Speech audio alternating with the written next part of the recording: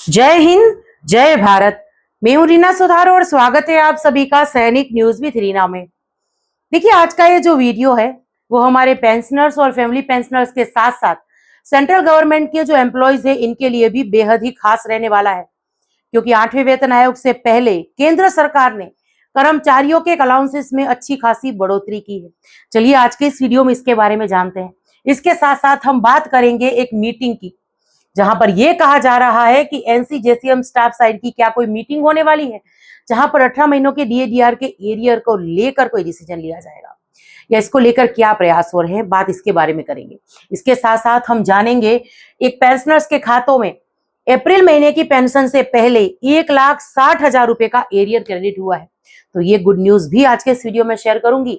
ये good news तो है ही, लेकिन इसके साथ साथ ये मामला आप सभी को समझना बेहद ही जरूरी हो जाता है, क्योंकि हम में से बहुत सारे ऐसे पेंशनर्स, फैमिली पेंशनर्स होंगे जिनका पुराना कोई एरियर का पैसा जो है अभी तक नहीं मिला होगा। आमतौर पर हम ये सोचते हैं कि अगर हमारी पेंशन सही आ रही है तो किसी पुराने पेंशन रिवीजन का जो पैसा होता है या कोई ऐसा सर्क्यूलर जिसने हमारी पेंशन की बेसिक में बढ़ोतरी की है और उसका जो एरियर बन रहा है वो तो ऑटोमेटिकली क्रेडिट हो ही गया होता है। लेकिन ऐसा कई बार नहीं होता है, और ऐसा ही मामला एक जब हमारे सामने आया और जब इसको लेकर कार्रवाई हुई तो उस पेंशनर्स, फैमिली पेंशनर्स के खातों में 1,60,000 का एरियर क्रेडिट हुआ। तो चलिए इस मामले को भी समझेंगे, और इसके साथ साथ कुछ कमेंट्स मैंने शामिल किए हैं जिनके माध्यम से हमारे पेंशनर्स और फैमिली पेंशनर्स ने अपनी पेंशन संबंधित समस्याओं को शेयर किया है। तो यही जानकारी के लिए आज के इस वीडियो में आगे बढ़ते हुए आप सभी से निवेदन है कि वीडियो में अंत तक बने रहिएगा। इस चैनल के माध्यम से दी गई जानकारी अगर आप सभी लोगों के लिए यूजफुल रह रही है तो लाइक और शेयर कर दीजिएगा। इस वीडियो को हाइप जरूर करिएगा ताकि यूट्यूब इस वीडियो को हर एक कर्मचारी पेंशनर्स तक पहुंचाए। आप चाहें तो चैनल को ज्वाइन कर सकते हैं, लेकिन अगर चैनल को सब्सक्राइब नहीं किया है तो जल्दी से पहले चैनल को सब्सक्राइब कर दीजिए और नोटिफिकेशन ऑन रखिए ताकि हर एक वीडियो की अपडेट आप लोगों तक पहुंचती रहे। इसी के साथ आज के इस वीडियो की शुरुआत करती हूँ। सबसे पहले हम यहाँ पर बात करते हैं 8 सीपीसी से पहले एम्प्लॉयज जो हैं, सेंट्रल गवर्नमेंट के जो एम्प्लॉयज हैं, इनके लिए एक गुड न्यूज आई है। देखिए, केंद्र सरकार ने जो कर्मचारी हैं इनके एक अलाउंसेस में बढ़ोतरी की है। चलिए इसके बारे में जानते हैं। एक आर्टिकल में यहाँ पर लिखा गया है कि 8 पे कमीशन से पहले ये बड़ी खुशखबरी है, सरकार ने बढ़ा दिया ये भत्ता, जारी हुए हैं कुछ नए नियम। आप जानिए कि आपको कितना बढ़ा हुआ पैसा मिलेगा। अब ये अलाउंस कौन सा है? देखिए, चिल्ड्रन एजुकेशन अलाउंस के लिए ये नियम बदला गया है। संचार मंत्रालय ने केंद्रीय कर्मचारियों के बच्चों की शिक्षा भत्ता नियमों को स्पष्ट किया है। अब कर्मचारियों को प्रति माह 2,812 रुपए हर महीने मिलेंगे। ये जो चिल्ड्रन एजुकेशन अलाउंस था उसमें बढ़ोतरी की है, जबकि हॉस्टल के लिए जो पैसे मिलते थे उसमें बढ़ोतरी करके 8,437 रुपए की है। इसके साथ साथ देखिए, नए नियमों के मुताबिक सरकारी कर्मचारी हर महीने 2,812 रुपए की फिक्स्ड चिल्ड्रन एजुकेशन अलाउंस के हकदार हैं। वहीं अगर बच्चा हॉस्टल में रहकर पढ़ रहा है तो हॉस्टल सब्सिडी के रूप में 8,437 रुपए जो है वो प्रतिमाह मिलेंगे। अब खास बात यह है कि खर्च चाहे कम हुआ हो या ज्यादा, अमाउंट आपको इतना ही मिलेगा। और इसके साथ देखिए, सरकार ने इस पर यह भी स्पष्ट किया है कि आपको आपके 2 बड़े बच्चों के लिए जो है आप क्लेम कर सकते हैं और ये पैसा मिलेगा।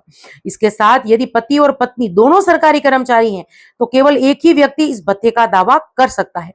इसके लिए बच्चे का किसी मान्यता प्राप्त संस्थान में पढ़ना अनिवार्य है, और ये जो दावा है साल में केवल एक बार, यानी वित्त वर्ष खत्म होने पर आप जो है इसको कर सकते हैं। इसके साथ साथ यहाँ पर यह भी कहा गया है कि नई शिक्षा नीति लागू होने की वजह से अगर किसी बच्चे को कोई क्लास दोबारा पढ़नी पड़ रही है तो सरकार इसमें भी एक बार की विशेष छूट दे रही है। इसके साथ एक ध्यान रखने वाली बात यहाँ पर यह है, जो आप लोग में से बहुत सारे जो हमारे पेंशनर्स हैं, कर्मचारी हैं, इनका ये सवाल होता है कि क्लास 1 से पहले जो 3 कक्षा है, यानी नर्सरी, एलकेजी और यूकेजी, इनके लिए भी चिल्ड्रन एजुकेशन अलाउंस जो है वो मान्य होगा, और ये नियम जो है 2023-24 से प्रभावी है। तो इसको लेकर देखिए, एक अच्छी ही गुड न्यूज कहूंगी कि केंद्र के कर्मचारियों के लिए केंद्र सरकार ने एक बड़ा डिसीजन लेते हुए जो चिल्ड्रन एजुकेशन अलाउंस है उसके दरों में जो है बढ़ोतरी कर दी है। चलिए अब इसके साथ वीडियो में आगे बढ़ते हुए बात करते हैं 18 महीनों के डीएडीआर के एरियर को लेकर। देखिए, आप में से बहुत सारे ऐसे पेंशनर्स हैं, फैमिली पेंशनर्स हैं, जो लगातार 2-3 दिन से ये सवाल कर रहे हैं। कुछ कमेंट्स भी मुझे आए हैं व्हाट्सएप पर भी मैसेज है कि मैम क्या ये जानकारी सही है कि इस महीने यानी अप्रैल के महीने में एनसीजेसीएम स्टाफ साइट की एक मीटिंग होने वाली है और इस मीटिंग में 18 महीनों के डीएडीआर को के एरियर को लेकर आने वाले दिनों में कोई रणनीति बनाई जाएगी या इसको लेकर क्या जानकारी है ये बताइए। तो देखिए एनसीजेसीएम स्टाफ साइट की मीटिंग होने वाली है, ये बात तो सही है और कल के वीडियो में भी मैंने विस्तार से इसके बारे में बात की है। पर ये मीटिंग जो है ये मीटिंग होने वाली है मेमोरेंडम के लिए, यानी 8वें वेतन आयोग की कमेटी को जो मेमोरेंडम सौंपा जाना है इसके लिए होने वाली है। अभी जो डीएडीआर के एरियर के भुगतान को लेकर जानकारी आ रही है वो वेस्ट बंगाल के जो कर्मचारी थे जिनको माननीय सुप्रीम कोर्ट से महंगाई भत्ते को लेकर जीत मिली है और एरियर का भुगतान वगैरह हो सकता है शायद शुरू हो गया हो और इस वजह से ये खबरें जो है सोशल मीडिया पर चल रही हैं कि डीएडीआर के एरियर का भुगतान शुरू हो चुका है। पर यह भुगतान अगर शुरू हुआ भी है तो वो बंगाल के जो पेंशनर्स है उनका हो सकता है। केंद्र सरकार ने अभी 18 महीनों के डीएडीआर के एरियर को लेकर कोई भी डिसीजन नहीं लिया है। जब कोई ऐसी अपडेट होगी मैं वीडियो के माध्यम से शेयर कर दूंगी और ना ही अभी देखिए कोई ऐसी मीटिंग की जानकारी है। तो सोशल मीडिया में जो ये जानकारियां चल रही है ये सही नहीं है। चलिए इसी के साथ वीडियो में आगे बढ़ते हुए ये गुड न्यूज शेयर करती हूँ। जब मैं अपने वीडियो के माध्यम से ये कहती हूँ कि अगर आप एससीपी एमएससीपी को लेकर कार्रवाई करते हैं तो कैसे कार्रवाई करनी है या किसी पुराने एरियर को लेकर अगर आप कार्रवाई करते हैं तो कैसे कार्रवाई करनी है, उसमें देखिए सबसे ज्यादा फायदा आप जानते हैं किनको होता है? ऐसे डिपेंडेंट, ऐसे फैमिली पेंशनर्स या ऐसे पेंशनर्स को फायदा होता है जो सालों से अपने एरियर को लेकर परेशान हो रहे हैं। हमारे ऐसे एजेड पेंशनर्स जो रिकॉर्ड को लेटर नहीं लिख सकते हैं, उन सभी पेंशनर्स फैमिली पेंशनर्स को इस चैनल के माध्यम से ये फायदा हुआ है कि आज उनको पता है कि अगर उनको कोई पुराना एरियर नहीं मिला है या कोई उनकी पेंशन में रिवीजन नहीं हो रहा है, एमएससीपी एससीपी नहीं मिल रही है तो इसको लेकर उनको क्या कार्रवाई करनी है। और यह मैं नहीं कह रही हूँ, देखिए इस कमेंट में क्या लिखा हुआ है, पहले कमेंट को पढ़ती हूँ फिर इसके बारे में बात करते हैं। यहाँ हमारे डिपेंडेंट लिखते हैं कि रीना बहन जी, मेरी माता जी को ओआरओपी 1 का एरियर नहीं मिला था। मैं 5 साल से पीसीडीए को जो है कंप्लेन कर रहा था। मुझे कहा गया कि आपको भुगतान हो चुका है। पिछले दिनों आपने जब सीपी ग्राम का नंबर अपने वीडियो में दिया तो उस पर शिकायत का नियम भी बता दिया कि क्या करना है। मैंने उसी तरह से ग्रेवेंस डाला तो 15 दिनों बाद मुझे आज ही 1,60,000 क्रेडिट हुआ है। आपको बहुत बहुत धन्यवाद। ये मैं नहीं कह रही हूं, ये हमारे एक डिपेंडेंट कह रहे हैं। किसी भी ग्राम के जो टोल फ्री नंबर मैं शेयर करती रहती हूँ उनसे देखिए हमारे पेंशनर फैमिली पेंशनर्स और डिपेंडेंट की जिंदगी आज कितनी आसान हो चुकी है। 5 साल से ये परेशान हो रहे थे अपनी माताजी के पेंशन को लेकर, उनके ओआरओपी 1 के रिवीजन को लेकर। हालांकि ओआरओपी 2 और ओआरओपी 3 इनको मिल चुका था लेकिन ओआरओपी 1 नहीं मिला था। इसी वजह से वीडियो की शुरुआत में मैंने कहा था कि आज आपकी पेंशन सही भी आ रही है तो इसका मतलब ये नहीं है कि कोई पुराने एरियर का पैसा आपको मिल ही चुका है, लेकिन इसके बारे में आपको कार्रवाई करना जरूरी है। आपको ये जानना जरूरी है कि उस एरियर का आपको भुगतान नहीं हुआ है।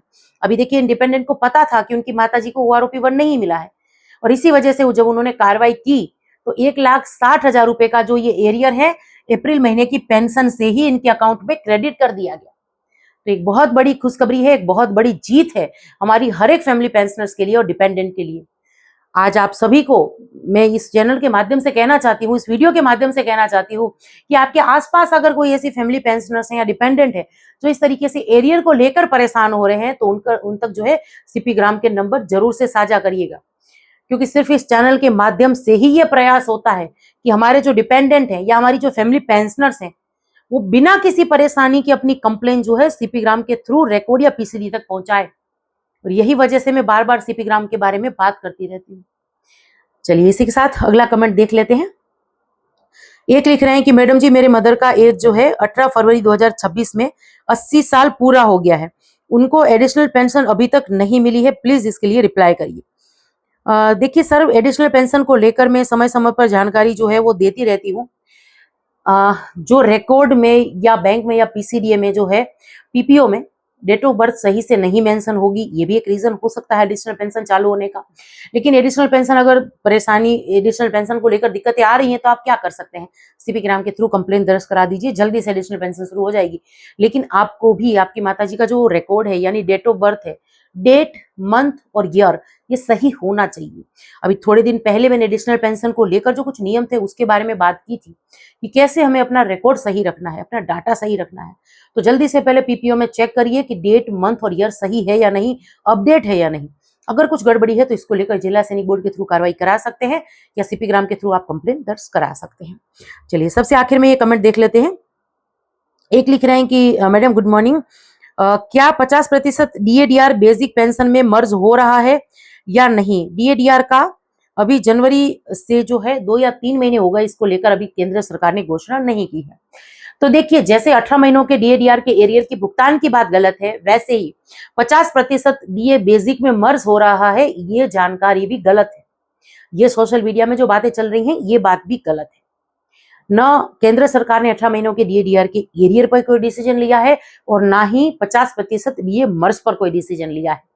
बाकी अगर मैं बात करूं कि महंगाई भत्तों का अभी तक ऐलान क्यों नहीं हुआ इसके बारे में, तो देखिए काफी हद तक मुमकिन है कि अप्रैल महीने के 15 तारीख से पहले पहले केंद्र सरकार बढ़े हुए महंगाई भत्तों की घोषणा कर देगी। कैबिनेट अप्रूवल इसको लेकर बाकी है। जैसे ही कैबिनेट का अप्रूवल मिल जाता है, इसका भुगतान हो जाएगा, PIB की रिपोर्ट वगैरह आ जाएगी, तो वीडियो में इसकी जो भी अपडेट होगी मैं वीडियो के माध्यम से जरूर से शेयर कर दूंगी।